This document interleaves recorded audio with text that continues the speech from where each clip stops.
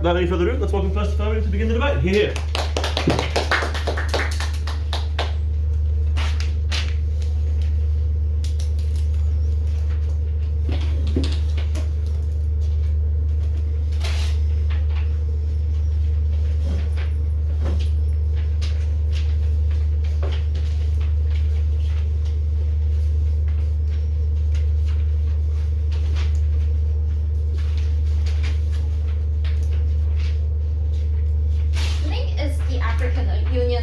To maintain the stability within this kind of region, and also to have like a much more harmonious society, and also to care for people's well-being. On our side of the house, we think that the continuous policy will actually guarantee these three aspects of people's life and actually fulfill the duty of African Union to the greatest extent. So we think in the past, with how these kind of things are actually working. Within the very reason people have the declaration and people have the incentive to seek for international help to maintain the border regions before colonials came in is because firstly a lot of the people are having hatred towards colonials before that time. They may believe that they are actually using those kind of randomized borders to separate their families and their friends, etc., etc. That's the reason why a lot of these kind of support are arising in the past. That's the reason why people have the declaration in the very first place. But within that, the status quo is that a lot of things have already changed, meaning that a lot of youngsters in this kind of region just feel differently about the borders, about different issues within the African region and stuff like that. Because number one, I think a lot of youngsters in those areas, they may be exposed to more and more Western ideologies, maybe through different kinds of like TV series and stuff like that, and social media, meaning they will have different sorts of ideas than their previous generation, and maybe they have this kind of different opinions about it. And secondly, most importantly is that those youngsters, they have been living there for their whole life, right? They have been living there for decades, meaning that a lot of these kind of habits, cultures, especially how they perceive their country, is actually being modified during that time, and they will be more familiar with the current border. They'll be more familiar with the status quo, meaning that it is harder for you to change their opinion on their side of the house. And a lot of these kind of efforts, which I will be explaining later, is not worthwhile for the African Union to do so. So why it is problematic to fight for the so-called autonomy, like the secessionist movement on their side of the house, when they are trying to return to the previous situation? Within that, firstly, when you actually when you actually are fighting for a lot of those kind of things, it means that you have to forfeit a lot of these kind of sacrifices you've made before. What does that look like? Within that, in order for you to like integrate the specific region into this country, in order for you to actually have people like not to fight each other, etc., mean that you have already put a lot of effort into that. Things look like a lot of local councils, like setting up new regulations and all these kind of policies, maybe in favor of local citizens. Maybe a lot of these kind of local citizens, when they're interacting with other people who are originally before colonialism, are not from their own country, are actually having more and more interactions. And we think that the governments are already making a lot of these kind of efforts to maintain them to do so. When you actually, the moment you decide that you should go back to the previous situations, the moment you have to forfeit all of those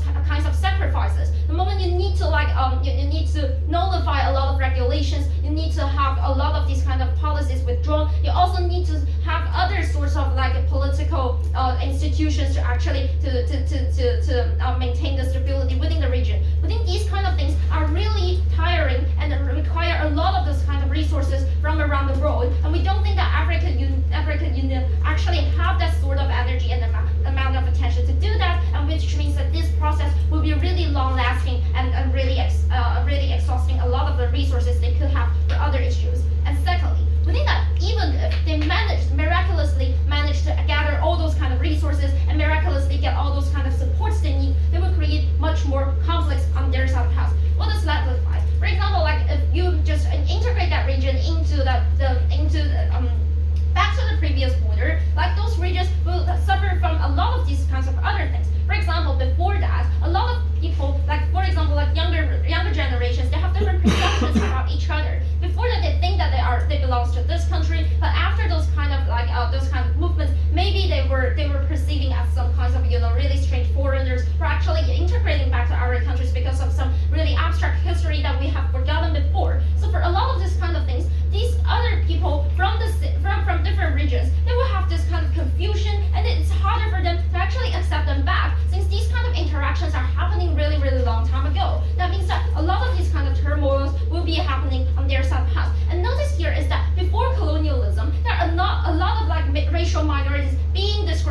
in African region, a lot of those kind of majority are actually imposing those kind of discriminations towards theirs. However, on our side of the house, when we continue the policy, meaning a lot of these kind of things are actually in a somewhat equilibrium, while on their side of the house, we actually push them back. So then, meaning that the discriminations they suffer will be much more, since these people are actually seeing them as some like newcomer and etc. will entrench those kind of stereotypes and discriminations.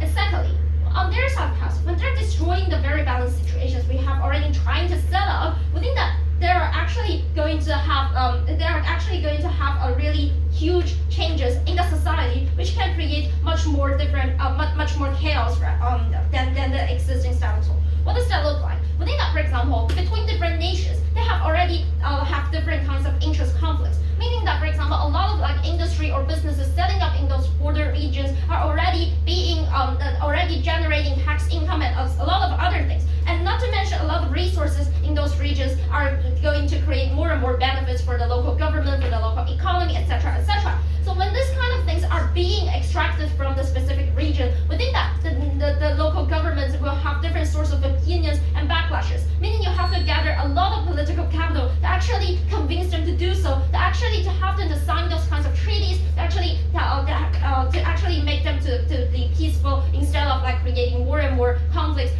like before. We think that a lot of these kind of energy and this kind of capitals and resources can be used elsewhere, because we think in these regions there are other sorts of things that we actually should care more about. For example, like the local employment, for example, like economy. We think a lot of these kind of political and capital and stuff like that can be used to actually to seize more conflicts. For example, we can use it for people to decrease the tensions to the greatest extent. We can have them to have more economic transaction. We can have more economic treaties signed instead of like just mandatorily just change that border to the previous influence. And finally, the influence on people's life. We think that we have already told you that the right now it's not like before, right? Because there are several decades, meaning people are having the perception changes, meaning those people who are actually voting are younger generations, etc., etc. Meaning they may not have the largest sense of belonging about their ancestors' history, maybe their further generations belonging to the family, etc., etc. A lot of these kind of things will create actually more bad influence upon people's life. For example, before that, they were receiving like education and other sort of things from one country. But after those kind of movements, they will be more likely to have to accept another sort of brand new system which is unfamiliar to them. And also, we think that they will have more doubts against their identity. What does that look like? Before, a lot of these kind of things, they receive the propaganda from the local authority. They receive a lot of education about the political system they're already having, and they are voting for specific politicians they are already familiar with. But after all those kind of changes, they have to familiarize themselves with another sort of system. They have to know a lot of these kind of things, which is creating more and more difficulty and confusion and damaging their identity. For all those reasons, really proud to propose.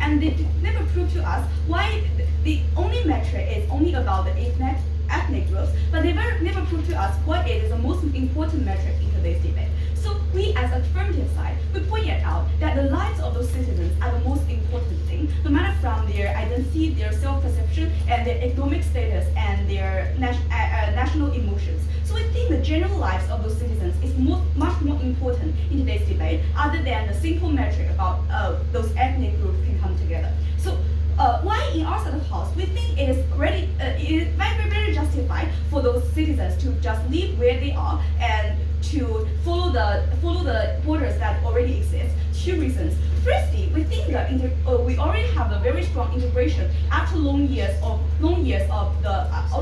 control under the same country. Because under the same country, they have the same official language. They receive the same education actually made by by the central government of the country, and also they are under the education of nationalism. That means those young people and also the middle-aged people, they have integrated under this kind of same in this same nation. The second reason is we think the people actually in the same country, in the status quo, they are closely connected with each other. Let's think of a community like you and your colleagues are from different ethnic groups, but you are actually studying in the same classroom, and in your working environment, you and your colleague and your boss are from different ethnic groups, but you are actually working together and have a lot of interaction and communication. And by these two reasons, we think those, even if they come from different ethnic groups, after this kind of long years of communicating and interaction, all these years, it is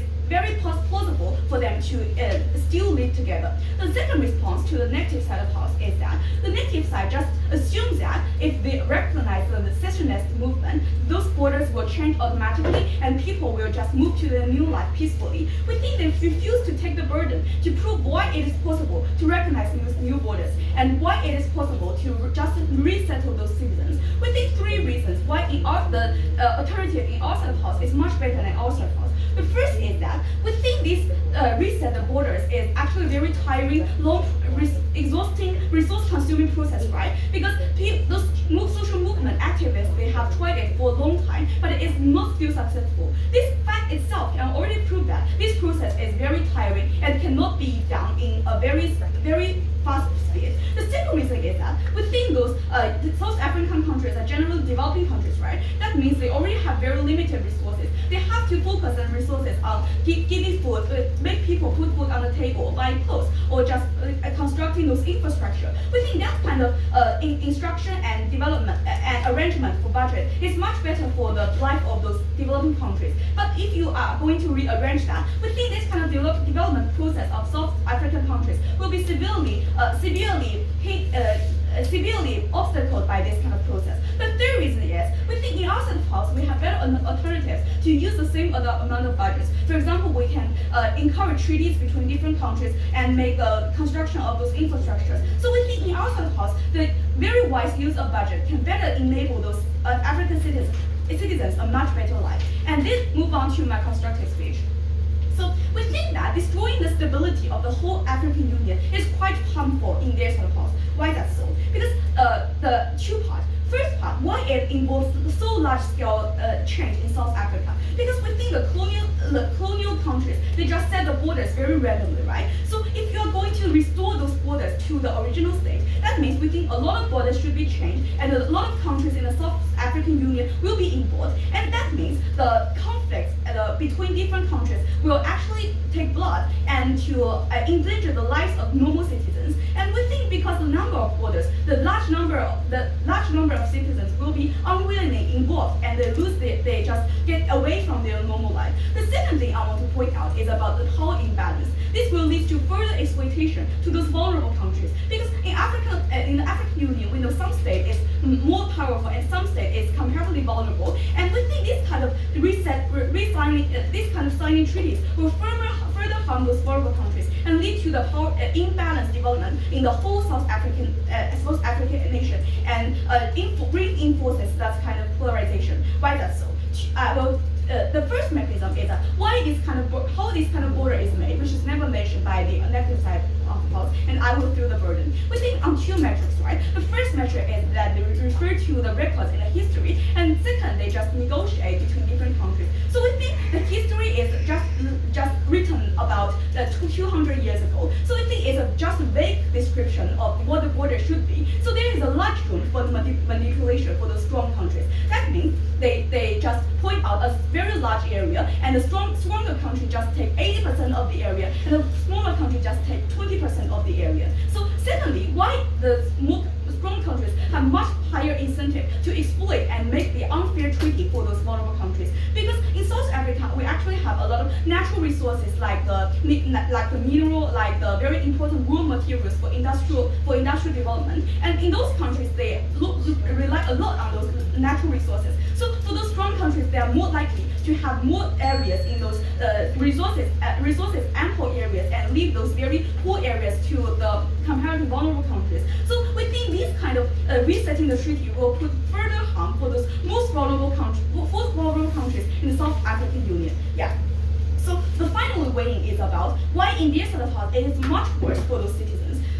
3 levels of weight. The first level is about the citizens themselves, how they feel themselves. Because in the original state, they have already acquired a very stable life. They have friends, they have their families, and they have social relations. And for their life, their identity is already formed, and they have the sense of belonging to this specific country. So when you force them to suddenly change their nationality, they feel like they are both alienated by their original country and by their new country. They feel like they are someone who is not cared by both sides, which we think is very detrimental to those poor and vulnerable citizens. The second thing is that how difficult it is for those citizens to integrate into a new country because they do not have any kind of economic and socially connected bonds towards in the new country. They have to find a new job, and the government have to integrate into the new central government. So we think this kind of process is quite difficult and quite low, and is very harmful for the whole life of those specific citizens. But thirdly, we think because different countries they actually have different development level. Like some countries are more rich, and some countries are more poor. This leads to different discrimination towards new citizens. For example, like if the poor citizens go to a richer country, we think this will be a very severe discrimination from the rich country. Because in the citizens from rich country, they just consider the newcomers as theft, would take away their jobs as a theft.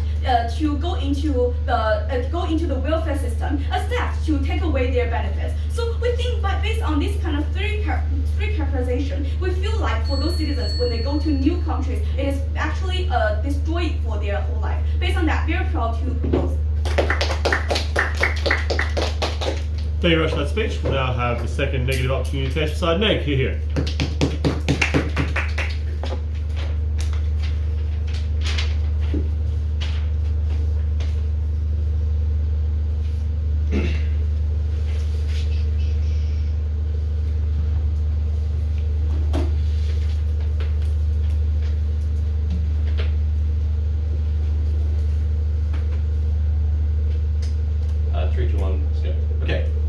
So today, to begin with, what I want to do is do a bit of a discussion about what these succession movements look like, just a bit more characterization so we get to understand how they work and sort of things like that. Then I just want to respond to the general points about how the current status quo that we have today isn't as good as what we're offering, and I'll delve into ideas such as how it's these rural communities that aren't the ones being educated within the national system and stuff, and how they're being ethnic groups aren't just people working in environments, but actually one group holding monopoly and power within a state and persecuting groups in the rural areas and stuff in the places such as Darfur. Okay, but firstly, let's just characterize what these succession groups look like. Firstly, we're not just arbitrarily trying to change borders in Africa right now as the African Union. What we're saying is, look, these succession movements begin to flare up because groups really feel passionately that they actually don't belong to a certain group, that they've been persecuted because colonial powers have come in, given complete power to one ethnic majority, and then basically made a whole huge area subject to that ethnic power, and in terms of which they don't have an linked identity to the other group, and so they feel like they can otherize the other group, take resources, take land. This is the literal situation that was in Darfur in West Sudan, in which the British empowered the Northern Muslim Jalabu group, this like elite classes group, and then in West Sudan, the Northern African West Sudanese, also the Christians in the south, also at the same time, they basically stole land, 8 million acres of land from them. They basically persecuted, raped the West Sudanese, and like continued to drive them further away from land as they continued to like mine the land in a way which like was like unsustainable and like forced them to go further and further into West Sudan, which is like the size of France. So basically, what we're telling you is like these succession groups aren't just like, they're like a different ethnicity from me, and I don't like that when I go to my awesome job where I get educated by the state. No, this is like a context in which like the state itself isn't educating you whatsoever, isn't like giving you any help, isn't giving you any social services or support. It's literally designed to try and take resources from you because these colonial setups in Africa that we care about as the African Union, right? We're not arbitrarily trying to change the governments here. We're trying to help the African nations be strong, and what we see going on here is these African nations are weak in the sense that they're using power just to persecute different groups in there, such as Darfur. We obviously see this with Rwanda and stuff. So all of these things are occurring on. What does the African Union care about? African Union cares about generally 2 or 3 things very closely linked together. Strong states, okay? As the African Union, as who we are, we care about our states being powerful enough that we don't get like situations where like America comes in and tries to help us, or like we have to rely on like the Chinese who are like potentially like, you know, interfering with our like governments and stuff like that. So we don't want to rely on like fear of like the superpowers coming in and trying to get involved with us, such as in the communist era and now in like the global sort of competition going on between America and stuff. We want to be developing nations. We want to be seen as strong and independent, so we don't no longer get interference. We don't no longer get used as like a side project by these other powers. How do we get that? We get that by not having huge civil war conflicts break out, which now the UN has to get involved, in which peacekeeping missions have to come in and stuff. So what we need is states that can function solidly. Okay, so bit of characterization there. We're not just supporting arbitrary like succession movements, we're supporting literal ones that exist. I just want to do a bit of rebuttal, and then maybe I'll start to like move into stuff. It might be a bit messy, guys. I apologize, but we'll get through that. Cool. So what do they tell us the status quo looks like? They tell us that everyone's being educated really well, that there's no desire from the youth for succession movements, that the older borders are worse and more racist, and that it's just generally an abstract thing to support. We tell you that it's not an abstract thing to support. There are literal causes, as we told you in Darfur, as in like Rwanda and stuff, and like further out in different like African states. Not all of them, obviously, but like the ones that this is occurring, we are trying to support those. Not arbitrary whatsoever. Real conflicts, real lives being lost here that we really feel like need to be supported. Okay, this is not an abstract thing. No desire from the youth. We tell you this is completely wrong, right? It's the youth who are like the most encouraged to like form their identities and like speak out against like injustices and stuff, while they still got energy, while they still have like that fire in them, right? So we tell you it's absolutely the youth who are the ones who are driving this. We tell you education, they tell you about the use of nationalism and the use of like education to sort of create an understanding of political systems and stuff. We tell you this is completely wrong because no one's going out there and educating the rural areas or these groups that are breaking up into succession or anything like that, and being, these aren't just arbitrary like, succession routes, right? The education that's going on is only fitting within the capital. And what happens when these borders change? Well, it looks like the West Darfur gets like made into like its own country or something. You as a citizen in Khartoum, right, in the capital of Sudan, nothing changes for you in that context, right? All that happens is you're no longer at a country. You feel a bit prouder as a country because you're no longer exploiting like a whole bunch of people in the West Sudan, and you still got the same amount of education and stuff. All of these things continue, so there's actually no harms whatsoever occurring on our side in that sense. Okay, cool.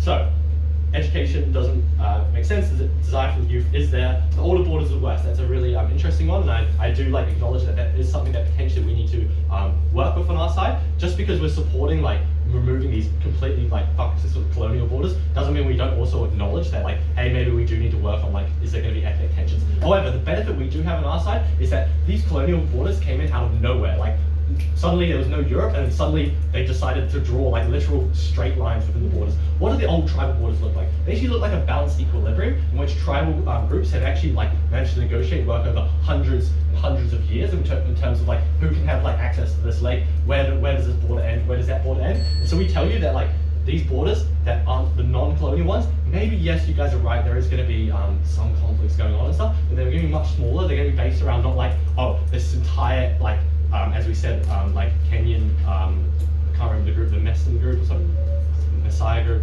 sorry, apologies for it. We tell you that instead of just drawing a straight line through them, it's going to look like, you know, negotiations going on between like who gets access to like a lake or something, some things like that, right? So the conflicts are going to be way more mitigated, way more lower on our side, and yes, there may be some tensions to acknowledge that, but not to the extent we have like literally an entire area of Darfur where the Jelebu are just like able to run free because they have a state monopoly, and like no one's able to interfere with their monopoly and violence that the state provides them because they have the reins of control within the state situation. Cool. Okay. I had something else I wanted to say. Let's go. Where else? That shows us that the older borders aren't as bad. Also, I just want to preempt if they want to come in and say that these borders are going to be less certain and stuff. We tell you that generally there's like a historic understanding, there's a historic background of how certain these tribal borders are going to be. Again, acknowledging some conflicts, but like states have conflicts over like, you know, small areas of like borders all the time and stuff. That's manageable. These things are kind of negotiable, right? Like the Chinese-Indian border is something that can be negotiated and like worked through, right? Instead of like these completely arbitrary things. So we have historic context, we have tribal like histories and stuff that can find a certainty in ground. So we aren't just going to see endless succession, and dissolving all the states, which is obviously something we don't want as the African Union, because we want strong states that are stable, but we want to get them away from like these civil conflicts. So yeah, what do these civil conflicts look like currently? They look like the Darfur situation. They look like that going on, in which these civil wars occurring.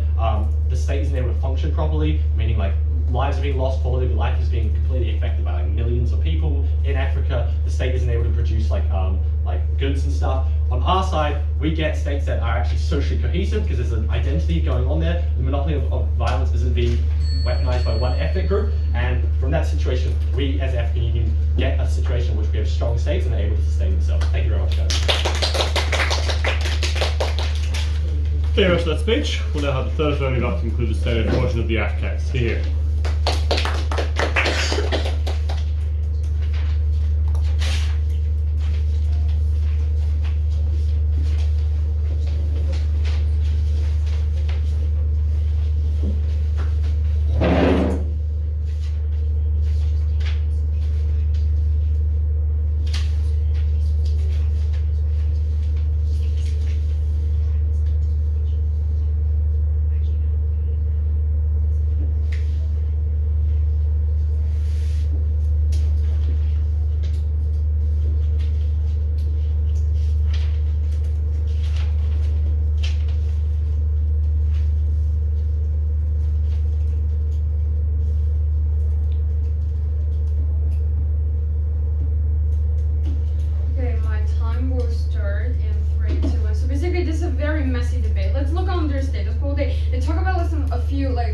areas about Sudan, about Wonder, about they talk about like genocide. So basically, here's the thing that the timeline is super unclear in the statement. So basically, the status quo is already is a state of independent situation. So basically, there's no colonial powers that are going there, no colonial sources that they're trying to do on this genocide problem. So, but pre-colonial, so basically the characterizations is also very dubious in their side of the house. I never see that their own characterizations of what happening after they claim this kind of autonomy, and it's very, very dubious that the first speaker say that they want to making their own decisions. So it looks like in their side of the house, they want this kind of like the controversial regions to have their own autonomy. However, it's actually not this case in the scenario. So let's just talk about like if you want to like the region that is very controversial belongs to the pre-colonial, belongs to their A countries, and then after colonial they belongs to B countries. So basically their solution is that they want this like autonomy in this place because they believe that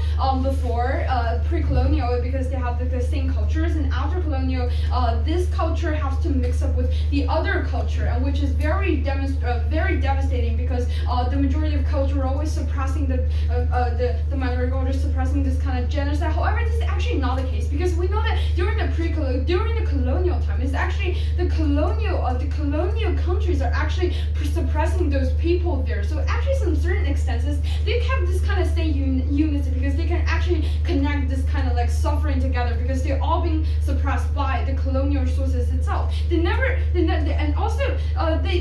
say that about the timelines. They always say that this kind of genocide is very, very unlikely to happen because we tell you that we mentioned the model before that the controversial regions used to belong to A and now is owned to B. So why we can tell you that this kind of education, why they actually might live a much better life than what they have stated in this status quo. So basically, the B actually earned this kind of controversial regions, and it's not just earning these regions. This region means a lot of like land resources, a lot of like minor resources, a lot of infrastructure. The B region, the controversial region, the B countries that they earn this region through the hands of the colonial countries, but nowadays they're actually in this kind of independent procedure. So basically, it's actually they have this kind of power to better make a full use of these certain regions, not only about its people, because by exploiting these people makes no sense, right? You're exploiting these people, the people always fighting back, so the government has to use a lot of power to to try to solve those conflicts, right? So then it is more likely that it will have better education,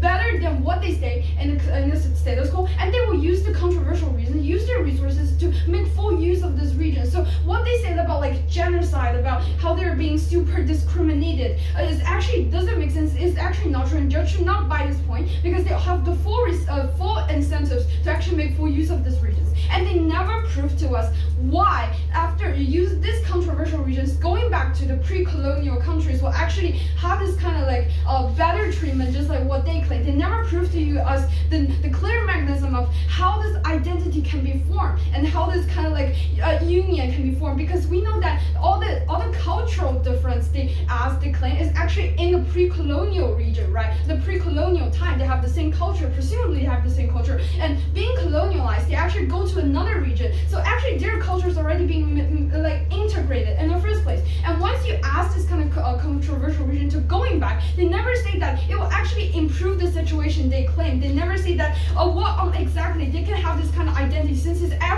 very far away in the past. It's very clear, and actually the whole opposition case is full of chaotic and lack of mechanism in the first place. So let's talk about like I assume that their characterizations of how to solve this kind of controversial region problem assume just giving their own autonomy, right? This is actually their best case, to not letting this controversial region going back to the pre-colonial countries of A, and not going back, not like maintaining in the suppressing countries like B. That is the country that has this kind of controversial region through the colonial countries. They just want to this controversial have their own decisions. However, if they want their best outcomes about identity, about sense of belongings, to giving them their full autonomy, never allow them to go back to any other countries, just like what we claim that actually it belongs to the B countries that is actually receiving this colonial, received through colonial times. So we tell you that giving them own autonomy is not going to help about their identity, because this actually controversial region is very small in the first place, right? And also lack of super resources, and they presumably they have the same culture and less conflict. However, if you give them self-autonomy, they never have the power to try to fight back when other like big power countries want to seek for their own resources and want to seek for their own land resources. And it's actually just simply giving them autonomy can never solve the best outcome they claim, that better union, better cohesion is actually not going to the case. Their best case and all of their mechanism is based on that, because there are cultural differences, right? There are cultural shocks, and there are different tribes, and living together will create much more conflict. However, we tell you that once you actually the whole African Union sign this kind of contract, you will just maximum, because we know that in the continent of Africa there's a lot of country, and between they have this kind of border and they have this kind of problems. So basically, if African Union signs a contract, not to mention that already after this kind of independence for a long time, they have been independent for a long time, and the country who has this kind of controversial regions, it gained it from the colonial countries, already tried to make a lot of effort, trying to make full use of that region, and trying to help and better solve the conflict, because we know that no countries in the world wants conflicts within their country, right? They have this kind of full incentives to prevent the conflicts between different minority groups or majority groups, just like China has like 56 nationalities, right? So basically no countries will actually try to exacerbate and trying to suppress it entirely. They already have this kind of law being made it to try to maintain the stability of his countries. And now after the African trying to like split this kind of controversial countries and to return it to the pre-colonial countries, which is being dislinked for a very, very long time, what will happen is that the past effort already in vain, and also it will actually ignite in certain like conflicts between the two countries, because it is African American owned decisions, and this kind of impact will expand to the whole of African continent, because we know that this land is not just a land, it's about a lot of resources, and actually like all the countries were seeking for resources, like country B will actually like fighting against with country A, and will actually means that the whole African continent will actually be in this kind of conflicts, and because they're actually just trying to grab for the resources, because they already has independent state. And also they actually failed to prove to us that the controversial region actually will actually come to this identity they will have this kind of union, and the people in the pre-colonial time, the countries were actually trying to accept them, because as we know that the youngsters and all of other education and culture a very long time ago, and it's actually a big place in their ideas. So basically, proud to propose. Thank you very much for that speech. We'll now have the third negative up to conclude the study portion of the debate. Here. Can I run to the bathroom real quick? All good. Sorry.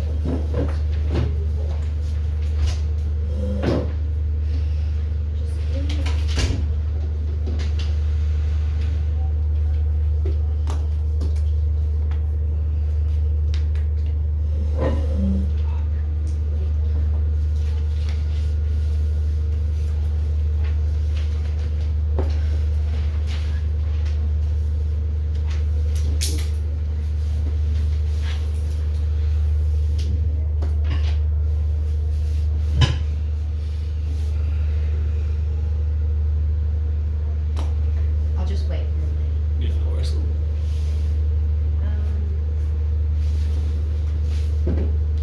Is it okay if I put this over here? Yeah, because yeah. there's just no space. Okay, perfect. Do whatever you need to do.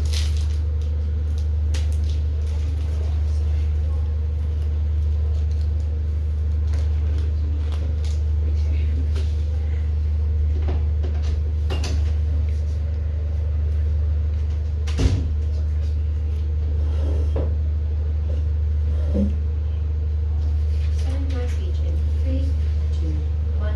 Okay, what the other side of the house refuses to acknowledge and refuses to understand why the borders were created, and why it is had absolutely horrific impacts for the African people, for the African tribes, for the African community, and for the African identity for hundreds of years and for decades. Right, first of all, why were they created? They were created to benefit the colonial powers, right? They were created to for the colonial powers to steal their resources and to make it the colonial's land, right? It was not benefited for the African people. It was completely white people, right? Second of all, the borders were also used as a pawn. They were also a power game, the borders, it was easy, in Kenya and Tanzania, they literally, willy-nilly, the Queen Victoria gave, half of, gave, a good portion of Kenya with, a lot of tribes to Tanzania, to the German place, and,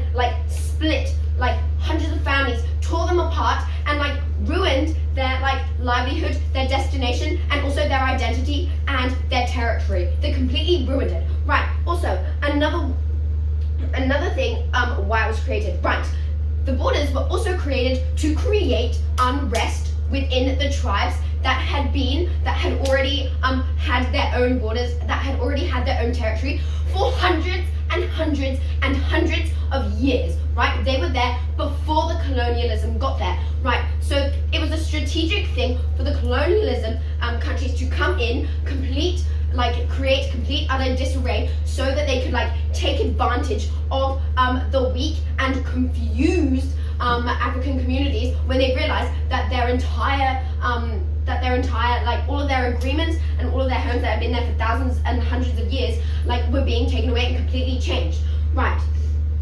On the other side of the house, they say that all of the sacrifices go to waste of the African ancestors and of the tribal ancestors. And what I have to say to that is their ancestors sacrificed themselves for the right to independence and for the right to win their land back, and that is part of independence, and that is what the African Union wants. They want to take back their own land, because even though they are still they are independent, colonial countries still have a huge impact and a huge weight in African countries, i.e. Rwanda, Belgium still has a huge hold on the African, on the country. We did see, Belgium was encouraging and giving, and favoring one tribe over the other, and that created an entire genocide, and that is what they have refused to acknowledge. Right, okay, second of all, right, tribalism. We have already said from my first and second speaker that tribalism happens and is really important due to identity. One, because it holds power, and each tribe has resources and land that have been there for years before the colonial period, right? Okay. and the other side of the house refuses to acknowledge, and like on that, like they were there like before, and that like the recession is good because it takes back the education, takes back the history, and also holds the colonial powers accountable for their actions, because they still have a hold and they refuse to take responsibility. Right, okay, second of all, identity was stripped away from the African countries because like whole new countries, whole new borders were made, which completely changed everything. This resulted in conflict, this resulted in civil war, this resulted in genocides. How do we know this, and how is this true? Right, we've already given you 3 examples. We've said Sudan, we've said Rwanda, and obviously we like see it in South Africa and other places. Right, okay, why is recognizing this is the recession important? 1, as I've already said, hold colonial powers accountable. 2, we are looking into education and taking back our own power. Look, it is the young. They say that the young do not want this, that the young are already like kind of like comfortable and ingrained in their own countries. However, it is the young that are leading these recessions. How do we know this, and how do we know that it is true? It's because we are listening to the young like rising up and saying like, actually no, this is not okay. As they're being educated, they're going, actually wait, like this is not fair. How come like we don't know so many things? How come the UK gets away with like how come the UK gets away with like doing war crimes, and how do they get to decide where my tribe lives and where my place lives? Like it is the young, and that is something that they like refuse to acknowledge. It is the young that create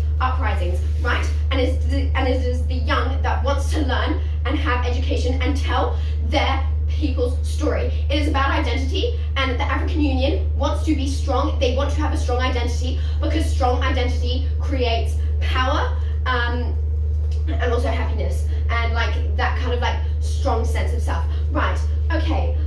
Also they're saying like, oh, it's just going to create more unrest. However, there is going to be unrest like obviously on both sides. However, what we say is that the unrest is going to be worse on their side because people are already talking about it. People are already angry. People are already creating a recession on their side of the house. And the more that they get ignored, the more they're going to get angry, and that is going to lead to violence. How do we know this? We saw this in Rwanda, and we saw this in South Africa, and we saw this in Kenya, and we saw this in Tanzania. Right. Okay, so cool, resources. They turn around and be like, oh, we don't have the resources. Okay, yes, I know, but nowadays we have the resources to teach people, to recognize, and also give people a choice, because they say people want autonomy and people want a choice. And yes, we agree, and we've already said, how can people make a choice, and how can people like understand and like take back their history and take back the borders if they are not educated? And what we want to do is we want to educate, and we want to take back our history, take back our identity, and like really and like take back our identity and like really get back in like take a hold of our own countries. Right, okay, so like what they've kind of said is their alternatives are treaties, right? Okay, can I just say, on our side of the house, in the status quo, we already have treaties, right? Also, for thousands of years, already the African tribes have had treaties before about land, and you know what? That was abolished by the colonial states coming in and stripping them of their land, their borders, and their autonomy. It is about Africans taking back their autonomy, taking back their history, and taking back their livelihoods. Right, okay, also, they're saying, of course, we do not want civil war, but we have already seen that by completely creating and mashing all these people up and like stripping them away, and like the reason why there were so many conflicts and so many like civil wars, it was they were displaced. They did not have their land back because it did not fit within the borders. It was not allowed. So a lot of the tribes were trying to find their own borders, and and obviously they had to conflict with other tribes who are already like in that region, and like it is about like learning and like understanding that that is what has happened and that it is not their fault, and that is why I am so proud to stand. Thank you very much for that speech. We now move to the reply portion of the debate, where as custom dictates, the speaking order is reversed and the speaking times are halved. I'd therefore like to invite up negative reply speaker. Here.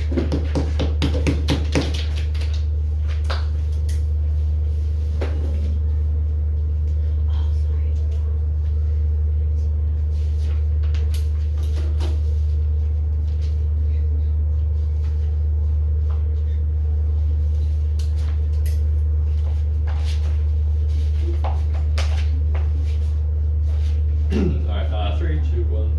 Okay, so why does the negative team win the debate today? We win the debate today because we can show that we have better supported the African Union's interests and what they want in terms of whether or not to support secessionist movements or colonialist borders as they are. So the African Union, as we've stated down the line, cares about strong states, high quality of life, and a lack of civil war. Right? These general things tend to go together, right? You've got strong states, you've got well-functioning economies. All of these things tend to have a cyclical nature, like self-supporting one another, right? So this is all these things come in coalesce into one thing, right? Do these states function? Do these states care about each other? So I think we win today because I think we are able to prove that the governments in power today, the ones that are causing the secessionist movements, are ones that are not actually working in the interests of people, and that's why these secessionist movements today are here. I think I agree with everything Af has to say about the fact that where these governments are working to actually like support everyone, give them education, distribute resources equally and justly, we wouldn't have these secessionist movements occurring in the sense where people can actually find new identities and stuff. But these secessionist movements are occurring because of the situations that we're seeing in regards to like Darfur, in Rwanda, where one ethnic side, has the monopoly of power on the state and is able to use that to work their own incentive, which is not to be a good functioning member of the African Union, but rather to acquire as much resources for their class of people as they can achieve. That's their goal when it comes to government, right? We think we are able to prove that there are states in the African Union that are functioning in this way, and that because of that, we should not, as the African Union, if we care about creating strong states, we should not be supporting these colonial borders. We should support colonial borders that actually produce quality of life. Okay, cool. So then it falls onto us to show why these borders are going to actually be better. So I think we've done a job here today showing these borders to be better because firstly we have certainty of borders, so we don't have infinite succession of these borders occurring. I think this stands in the debate where we talk about tribal histories being very long, being very sort of well defined and stuff, and these borders are going to be better because we're moving us away from these civil conflicts, right? So you no longer have a situation where one side holding the monopoly of violence is able to exert power over the other. They're able to move away from that, and what's able to happen is, as I think we've told you down the line, is these new states with formed identity that cares about all the individuals involved in that state, are actually able to form up and function as the economy, not persecute one another, and actually create a situation in which they produce good quality of life, they function as a good state, and the African Union looks altogether stronger as producing strong states, and we no longer get the interference from overpowering powers and stuff, and be seen as perceived in the world as like that part of the world that always needs help and stuff, because we won't be that way. Okay, I think we've shown that like these identities, what they do is they create a social cohesion in which people will no longer want to like harm one another and actually want to like work towards like helping one another within these states. I think we've shown that by these succession movements based upon these identities, we're actually able to create these sort of better states. And just a general thing, state sovereignty is sort of being pretty implied within this situation in which like once you create these states, the other governments that used to own this land isn't going to try and interfere. I think this is sort of, no one's really been touched on this, but I just wanted to make that sort of clear as part of it. Probably a bit too late from my part, but that's my bad. And yeah, I think that's pretty much my case. Hope everyone's having a good day, and cheers. See you. Thank you very much for that speech. To wrap up the debate, welcome back to the affirmative reply here.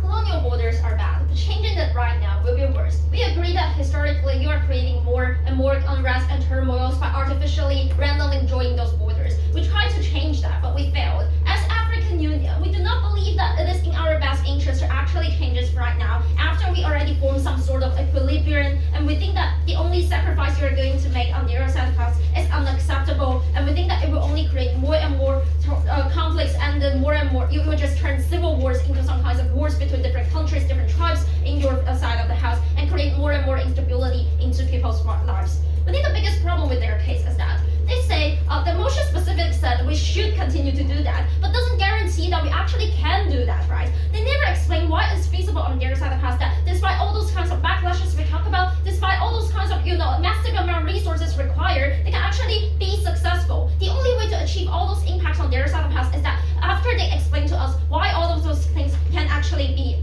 really feasible.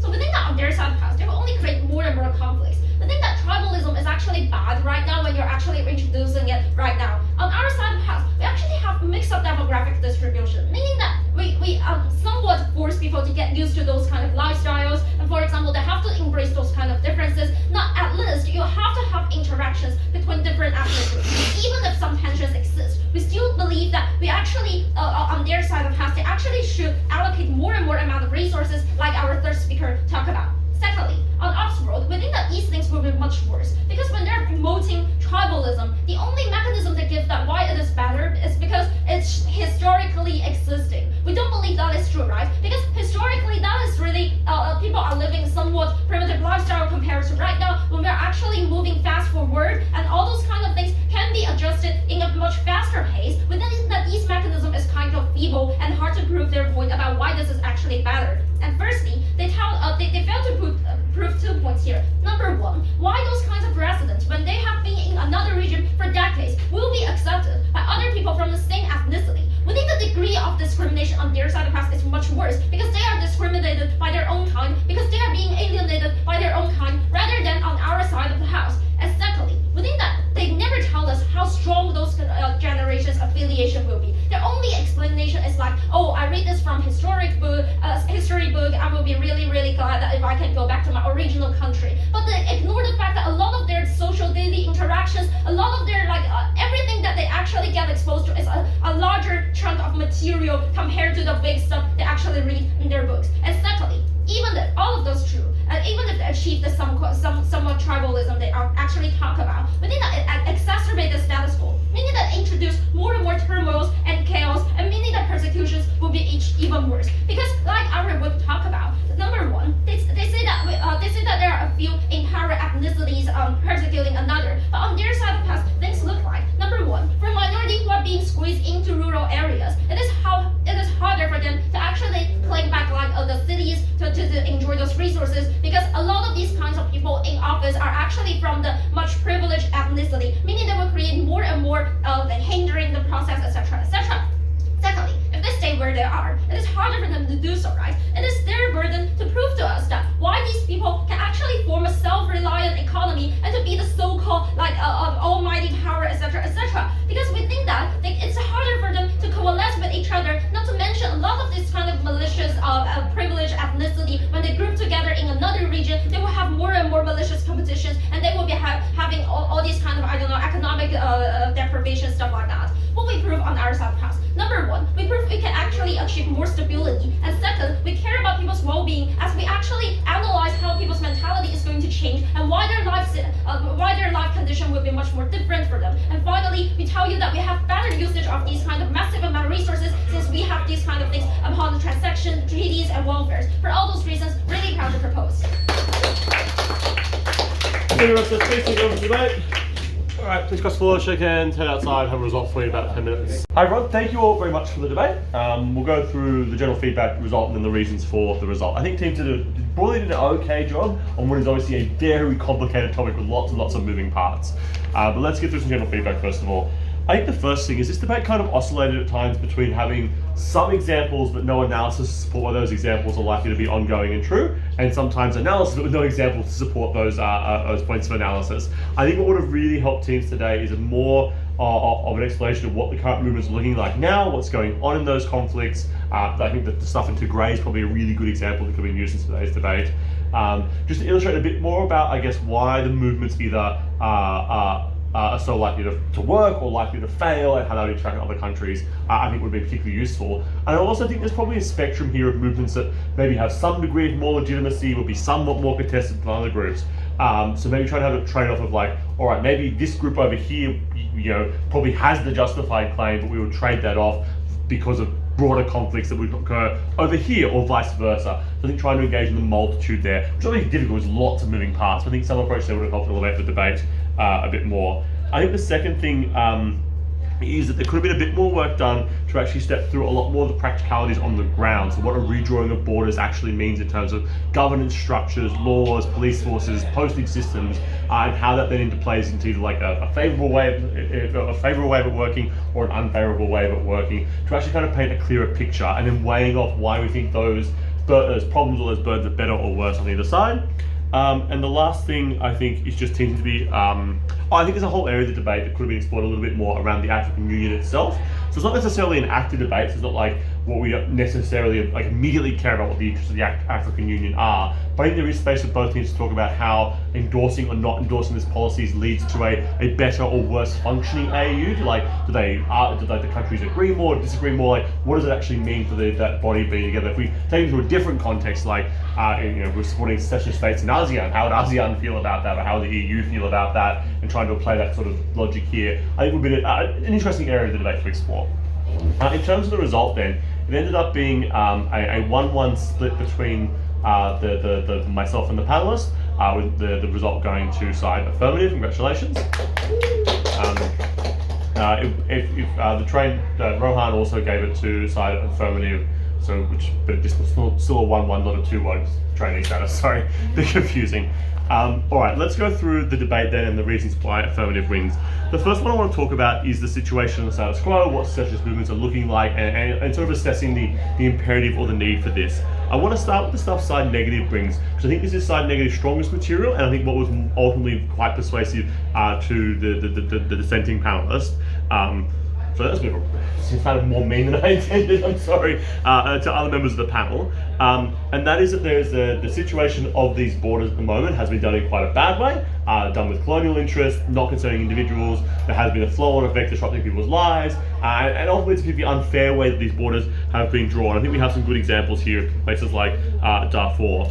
I think the problem with this is that it seems to be a bit too backward facing in terms of it proves that these things were done badly and there are problems with them, but where it becomes less powerful in the debate is a weighing up against what would be the consequences going forward of making changes to these areas, and I'll be more detailed on that later in the OA. That is where AFT is able to outweigh the historical problematic elements that come with that. So while we believe negatives that there is these are not perfect and they were done pretty badly, it is a question of weighing them up later on. I think the second half of this argument is also about how strong a need there is or push for these secessionist groups.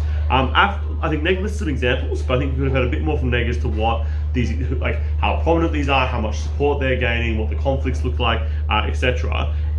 Where I think AFT's able to get a bit ahead here is not concede that these, or not try to argue these things don't exist, but just that they're smaller, and that for the majority of people, young people who've grown up under these new borders, they have a different cultural and a different nationality approach to what older groups or other groups or secessionist groups have done, because they haven't grown up under a traditional identity, but have rather grown up under the new national identity, and that therefore those things actually have a value to these people. So even if things were done wrong in the past, it doesn't negate the fact they have a reason or a value to that person's identity right now.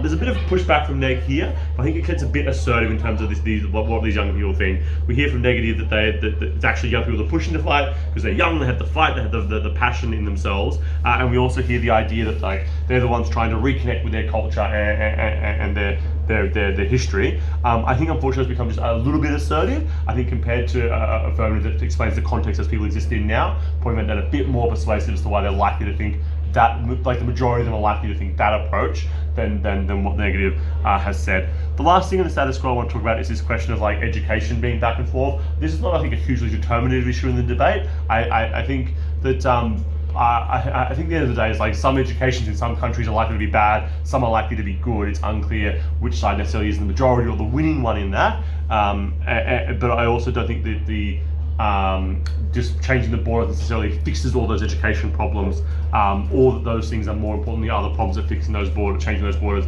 creates. So that's why that feels like the first issue of how secession operates in the status quo. Let's then look at what would be the impact of the recognition of these borders and how that would change things.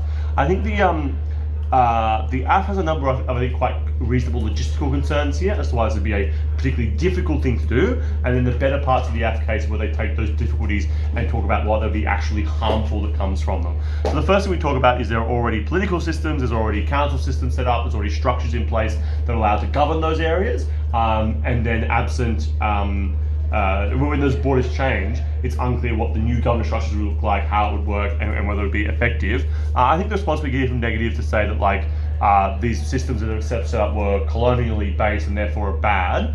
I think reasonable claim that obviously they're colonially based, but is the comparative of like, there's still like missing gap of like what would fill that void absent those, why they would be much better, who would run them, what it would look like in these new regions, I think means that there is a significant risk and problem that would come from changing these systems.